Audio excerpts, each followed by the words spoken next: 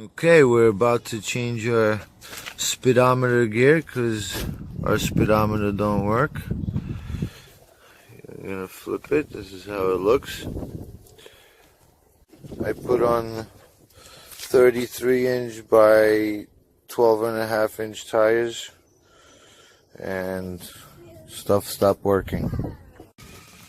Okay, in the back of your transfer case you will find your speedometer gear sensor.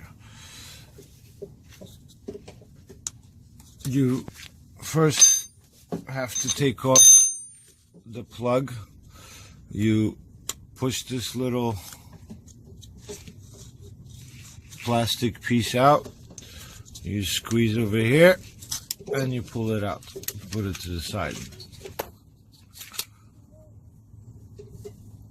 Then you're gonna need a 13mm wrench to remove this screw.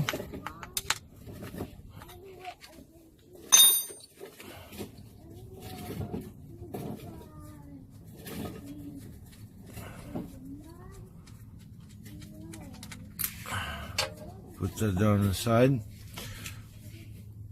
and take off this clamp. And this is supposed to wiggle out somehow.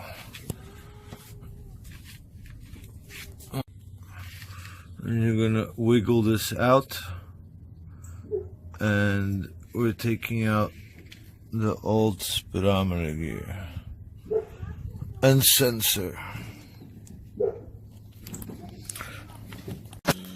Okay, we pulled out our sensor, speedometer sensor, with the old gear, and the old gears were at 34 tooth. Okay, to remove the old speedometer gear, you just put your flathead screwdriver there and you just gently twist and it'll pop open. It's a snap-on, very easy. I already removed mine. I'm gonna apply some. I didn't get a new O-ring, so I'm gonna reuse this one. I'm gonna put a little bit of transmission fluid and rub it around everywhere. Make sure it's nicely lubricated before I put it back together.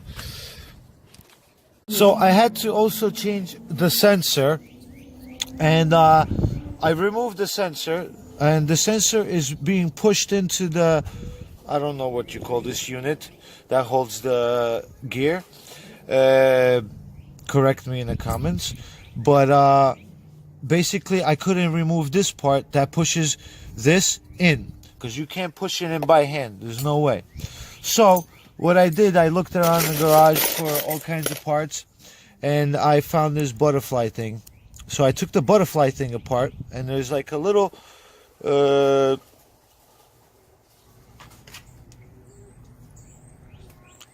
lug nut.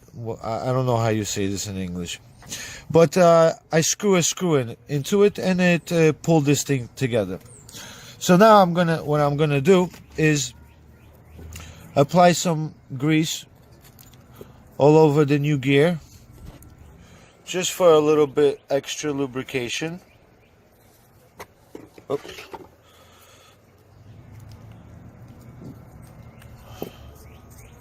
You want it to be, I don't like putting things dry on dry, especially when it comes to plastic and metal parts. It's the most stupidest idea. I always said combining plastic and metal together, especially in gears. Okay, we have that lubricated. Now we're going to lubricate this a little bit. And this just snaps in. It's supposed to snap in very easy. There you go. And we're gonna lubricate the rest of it.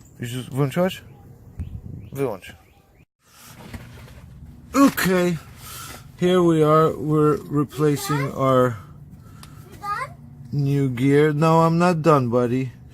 There's a set of numbers in the back to the camera.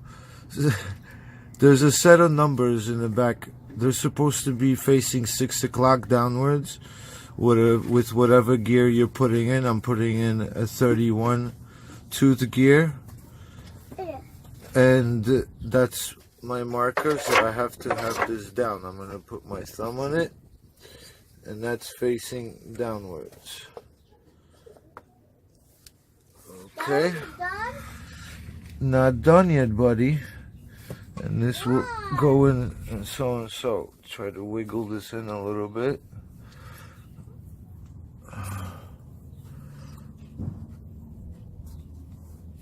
Let me put this down. Now when you finally push this in with the right number facing downwards, then you put on a clamp which will fit in right there. Maybe you might have to twist it a little bit so it aligns. Okay, and you put the ring back. Have it realigned. Twist it a little bit. That should be it. Now we put the screws on. Back the screw. You can put Loctite if you like. I'm gonna probably still come back here to double check everything. Now we screw it back in. My son with his Jeep just crashed into mine.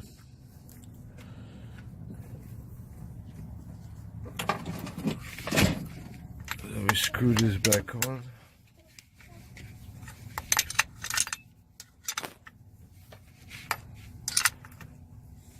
Okay.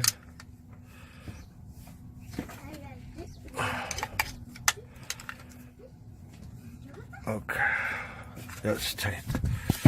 And then we put this plug back on. Okay. Snap back into place. And hopefully that fixed our problem. Now let's start the Jeep and run it, see if that fixed everything.